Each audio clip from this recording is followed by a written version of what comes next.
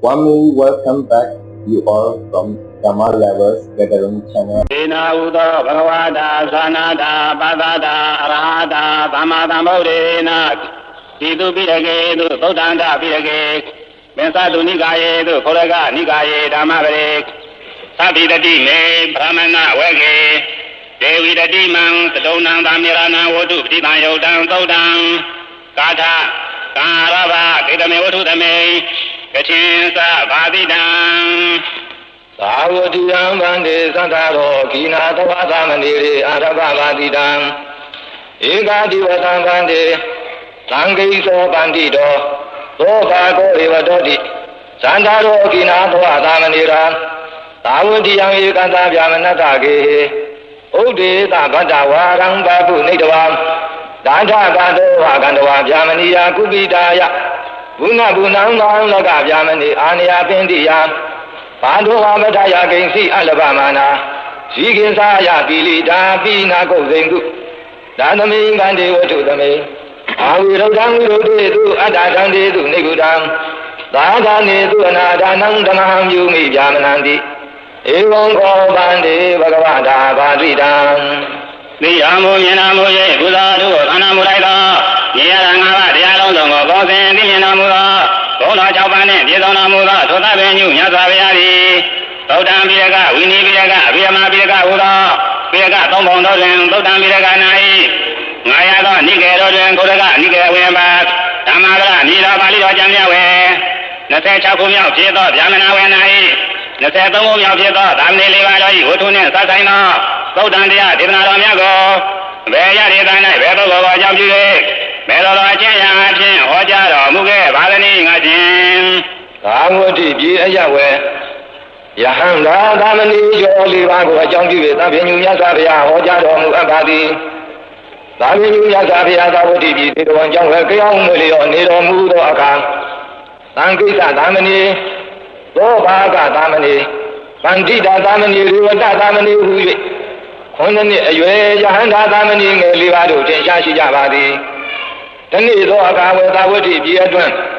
Daku do Bunga A night Asian Buni Mari Tanga Livaza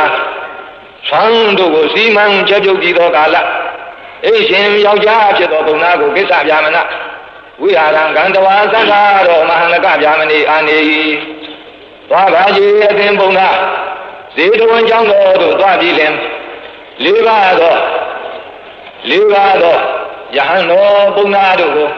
Yamana Yahano Bunado Ben Sangevalo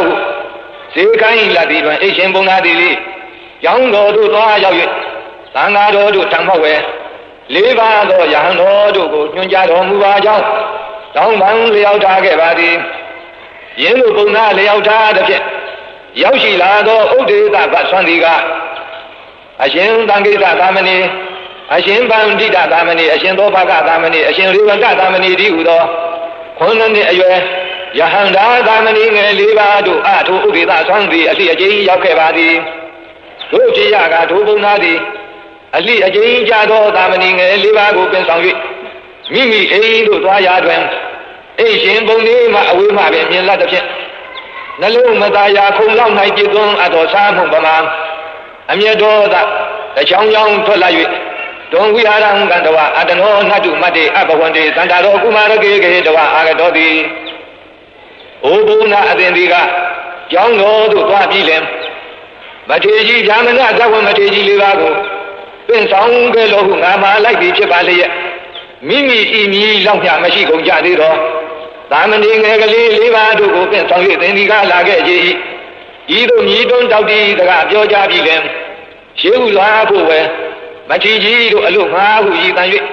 Munya Lado Niado Ki Tabadoli Tunia to Naitamaning Elivado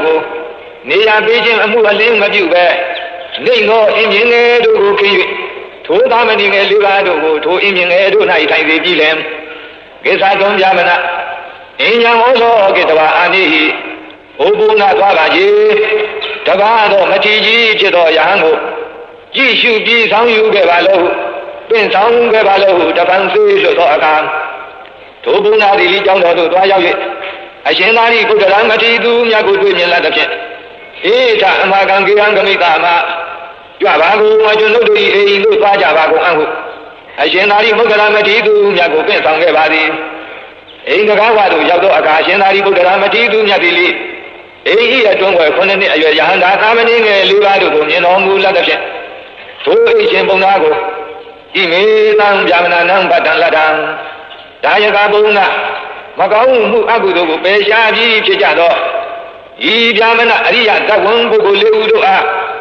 ဆွမ်းကိုရအပ်ပါပြီလို့ဟုမြင်ညာတော်မူလတ်သောအခါထိုအိမ်ရှင်ပုံသားသည်နလတ္တံမရအသေးပါမလူအသေးပါဟုပြန်ကြားလျောက်ထားလက်သည်တွင်အရှင်သာရိပုတ္တရာမထေရသူမြတ်သည်လေ၄ပါးသာအတွက်ဆွမ်းကိုပြင်ဆင်ထားသည်ကိုသိမြင်တော်မူလိုက်၍အာရမေပတ္တံငါဤတပိတ်ကိုတဖန်ပြန်ယူဆောင်ခဲ့လို့ဟုပြောဆိုပြီးသောအခါကိုတော်မြတ်ဤတပိတ်ကိုယူဆောင်၍ထိုအိမ်မှဖဲတော်မူခဲ့လေပါသည်ထိုအချင်းအရာကိုမြင်လိုက်သောပုံလေးမှကအိမ်ရှင်ဘုန်းသားကိုကိဣမိနာဟုတ်တံအိုဘုန်းသားဤယဟန်တော်မထေရကြီးကအဘယ်ကိုပြောဆိုအပ်သည်ဟုမင်းမြန်လက်သည်တွင်အိမ်ရှင်ဘုန်းသားကဧတေသံဃာတတိနိဒိဏနံဗျာမနာနံလတ္တဝတ္တိတိအာရမေပတ္တန္တိအတနောပတ္တံကေတဝါကတောနဘုံဇိတုကမ္မောဘဝိတ္တိအိုရှင်မဤအိမ်တော်မှာတရင်သုံးထိုင်နေတော်မူကြသောမကောင်းမှုအကုသိုလ်ကိုအပပြုပြီးဖြစ်ကြသည်အရိယာဗျာမနာအရှင်၄ပါးတို့အားဤဆုံးကိုရခြင်းဟာသိ၏ဟုအကျဉ်းတော်ပြု၍ငါတပိတ်ကိုယူဆောင်ခဲ့လို့ဟုပြောဆိုပြီးလင်ကိုတော်မြတ်ဤတပိတ်ကိုယူဆောင်၍သွားပါပြီဆွမ်းကိုစားခြင်းကအလိုမရှိ၍ဖြစ်ပါလိမ့်မည်ဟုရန်ကြပြောဆိုလက်သည်တွင်တပံပုံလေးမှာကဒီကံကံတော်အဉ္ဉံဩလောကေတဝအာနေဟိသွားပါခြင်းဘုံကကျောင်းတော်သို့သွားရောက်ပြီးလင်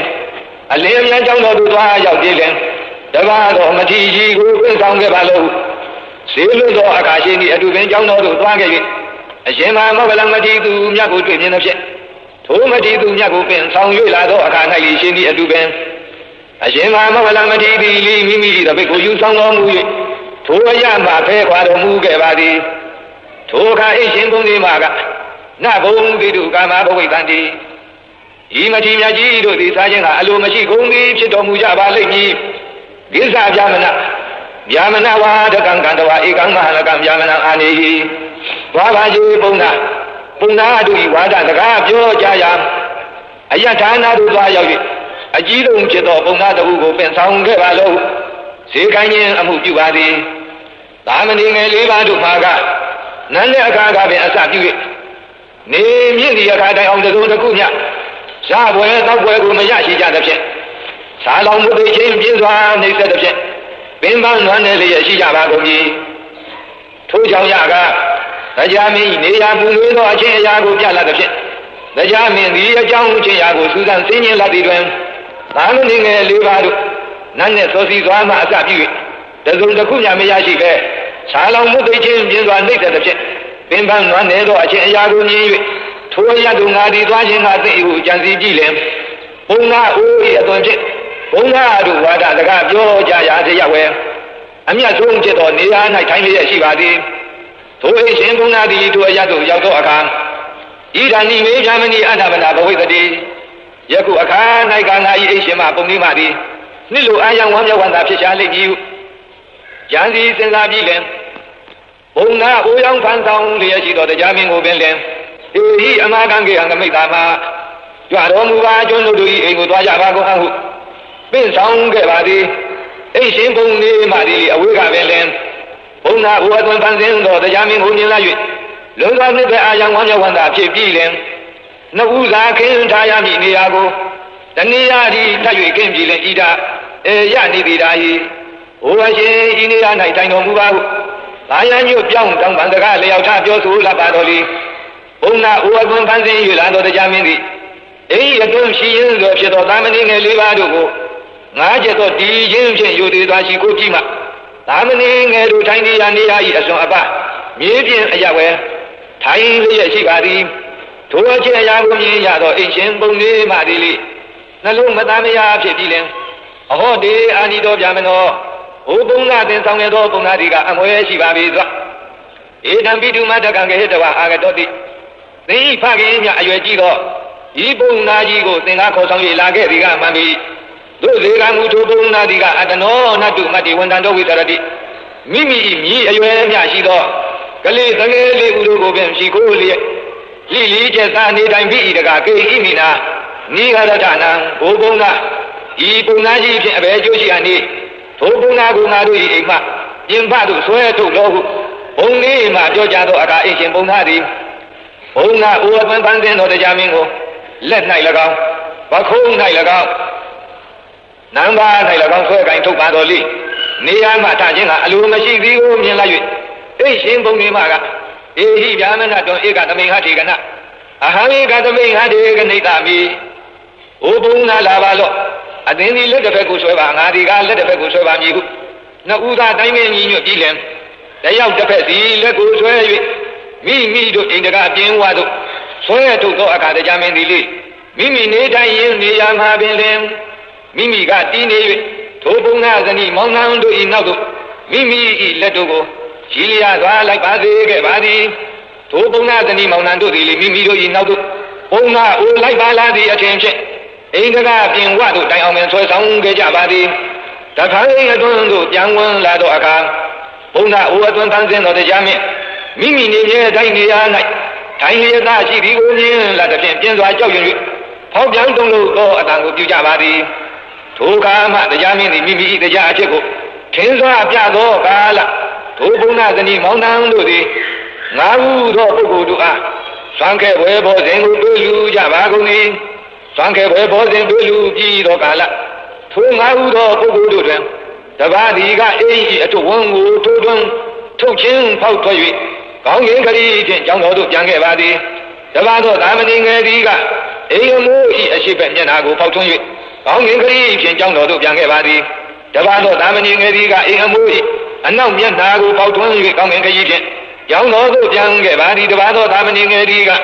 မြေအတွန်းတို့ငုတ်လျိုး၍ကျောင်းတော်သို့ပြန်ခဲ့ပါသည်တရားမင်းသည်တကူသောဌာနမှပင်ဖောက်ထွန်းထိုးထွက်၍မိနေရာဌာနသို့ပြန်ခဲ့ပါသည်ထိုအခါမှအစပြု၍ထိုဘုံသား၏အိမ်ကပင်စစိတ်ဓာတ်အပေါက်ကြီး၅ခုရှိသောအိမ်ဟူ၍ထင်ရှားခဲ့ပါသည်ထိုသာမဏေငယ်၄ပါးတို့ကျောင်းတော်သို့ရောက်သောအခါများစွာသောယဟန်တော်အရှင်သူများတို့ကအာဟုသောကိရိတံငါရှင်လူဘယ်နဲ့လဲဟူ၍အကြောင်းချေရာဥဒ္ဓမလုံးစုံမေးမြန်းတော်မူသောကာလဘာနောဗန္တိပုသိတအမဟာကံဒိဋ္ဌကာလသောပထာယဗျာမဏိဘောဓာပိဘုဒ္ဓပညာတတနေသူနောနိတိတိတုံပိအတ္တဝါဒီကံကံတဝါမဟာလကဗျာမဏံအာနိဟိတိအာဟိုအရှင်တို့တပည့်တော်တို့ကိုမေးတော်မမူကြပါကုန်လေတပည့်တော်တို့ကိုမြင်သောအခါမှပင်အစပြု၍အိမ်ရှင်ဘုံလေးမှဒီပြင်စွာအမျက်ထွက်လျက်ခင်းရဲ့တိုင်းသောနေရာ၌ပင်တော်လေးတပည့်တော်တို့ကိုနေထိုင်မှုရံမပေးပဲမိအိမ်ရှင်ဘုံသားကိုလင်းမြန်စွာကြောင်းသို့သွား၍တပါးသောသက်ရွယ်ကြီးရင်တော်ဘုံသားရဟန်းကိုပြင်ဆောင်ခဲ့ပါဟုရောဆိုပါသည်အစရှိသည်ဖြင့်မိတို့တွေ့ခဲ့သမျှအကြောင်းချင်းရာဥက္ကမလုံးစုံပြန်ကြလျောက်ထားသောအခါဝယ်ယဟန်တော်အရှင်သူမြတ်တို့ကဧဝံကရောဒါနပါဏတေတံတုံးလေးနာကိုသိတာငါရှင်တို့ဤမြလားသင်တို့အားသိရအောင်ပြုလုပ်သောထိုဘုံနာဇနီမောင်နှံတို့အားငါရှင်တို့ဒီအမျက်မထွက်ကြပါလားဟုမင်းညံတော်မူကြလက်သည်တော်နာကိုသိမှဗန္တိအရှင်တို့ဘုရားတပည့်တော်တို့ကအနည်းငယ်မြအမျက်မထွက်ကြပါကုန်ရန်ကြလျောက်ထားသည်တွင်ယဟန်တော်အရှင်သူများတို့သည်လေဘုရားထံမှောက်သွားရောက်၍ဗန္တိဣမေနကုသိမာတိအာဟုတံဝတ္တဝအញ្ញံပြာကရွန်တိဘုံတော်နေဝံထွန်းတောက်ပါတော်မူသောမြတ်စွာဘုရားဤမြလောက်အသက်အရွယ်နုနယ်သူဖြစ်ကြသောသံဃိတပန္တိတသောဘာကရေဝတ္တိဟုသောဤသာမဏေငယ်၄ပါးတို့သည်ထိုမြတ်လောက်ဘုံနာဇနီးမောင်နှံတို့ကသာလောင်မွတ်သိအောင်နှိမ့်ဆက်အပ်သည်ဖြစ်ပါလေရဲ့အနည်းငယ်မြအမျက်မထွက်ပါကုန်မရဟု၍မဟုတ်မလျာပြောကြကြပြီလေမိတို့ကိုအရဟတဘူရောက်သည့်အဖြစ်ကိုဖြေကြကြပါကုန်ပြီဘုရားဟုလျောက်ထားလာသည်တွင်သဗ္ဗညုမြတ်စွာဘုရားကဘေကဝေခိနာတဝနာမဝိရုဒ္ဓေဟိပိနဝိရုဒ္ဓံတိယေဝယဟန်တော်မြတ်အိုချေသာတို့ကိလေသာသဘောကုန်ခန်းကြည့်သောယဟန်သာရှင်သူမြတ်တို့သည်သူတစ်ဖက်သားတို့ကဆန့်ကျင်ဘက်အမှုညီမြပင်ပြုကုန်ကြတော်လေမိတို့ကိုယ်တိုင်ကဆန့်ကျင်မှုအလင်းမပြုသည်သာလင်သည်ဟုမိန့်ကြတော်မူပြီးလင်ဒေသနာတသိက္ခဏိတော်မူသောအပြင်အာဝိရုဒ္ဓံဝိရုဒ္ဓေတုအတ္တတံတေတုနေကုတံသာဓံတေတုအနာဒနံဓမ္မဟံပြုမိဗျာမနံရှင်သာယဟန်တို့ယံညိုးပွဲခြင်းအာဃာတတရား၏အစွမ်းအဖြစ်ပြင်းထန်စွာဆန့်ကျင်ဘက်အမှုပြုကြသောလူအပေါင်းတို့အနက်မှယံညိုးပွဲခြင်းအာဃာတတရားပေရှားပြီးဖြစ်သည်ဖြင့် ဆန်းရင်ပဲအမှုအလင်းမပြုသည်လေးဖြစ်သောဒုလင်္ကံဆွဲကိုင်း၍လူတစ်ဖက်သားတို့အားရိုက်ကခြင်းမှမကျင်ရှောင်သောပုဂ္ဂိုလ်တို့အနက်ဒုလင်္ကံဆွဲကိုင်း၍သူတစ်ဖက်သားတို့အားရိုက်နေပုဂ္ဂခြင်းမှကျင်ရှောင်ခြင်း၏တော်မူပြီးသည်လေးဖြစ်သောဤဒီကငါဥစ္စာဟုတဏမာနအစွဲပြင်းထန်သောဤတတ္တလောကကြီးထဲ၌တဏမာနဖြင့်သိုးစဉ်မြဆွဲလန်းခြင်းအလင်းရှိသည်အလင်းမရှိသည်ဖြစ်သောထိုဆိုအပ်ပြီးသောယေရှုကိုနှင့်ပြည်သောပုဂ္ဂိုလ်ကိုငါတရားသည်မကောင်းမှုအကုသိုလ်မှအပပြုပြီးဖြစ်ရငါယာမနာစင်စစ်ဧကံဖြစ်၏ဟုငါဗျာဟောကြားပြီဟုဒေသနာတော်ဤကိုအဆုံးသတ်သောအခါညသာသောပုဂ္ဂိုလ်တို့ဩနာဂတိဘုရားသည်တို့ရောက်တော်မူကြပါကုန်သည်ဤသို့လင်္ကမဗဒပါဠိတော်ကျမ်းမြတ်ဝဲ26ခုမြောက်ဖြစ်သောဗျာမနာဝတ်၌23ခုမြောက်ဖြစ်သောသာမဏေကျော်၄ပါးတို့၏အကြောင်းဝတ္ထုနှင့်သတ်သောဤသုတ်တံဒေသနာတော်မြတ်ကိုသာဝတိကြီးအရဝဲလျောက်စွာပြည့်သောအထုပ္ပဝတ္ထုရောက်သာမဏေကျော်၄ပါးတို့ကိုအကြောင်းပြု၍အာဝိရုဒံဝိရုဒေတုအတ္တဒံဒေသုနိဗ္ဗုဒံသာဂာနေတုအနာဒအနံသမဟံပြုမိဓမ္မနံဟု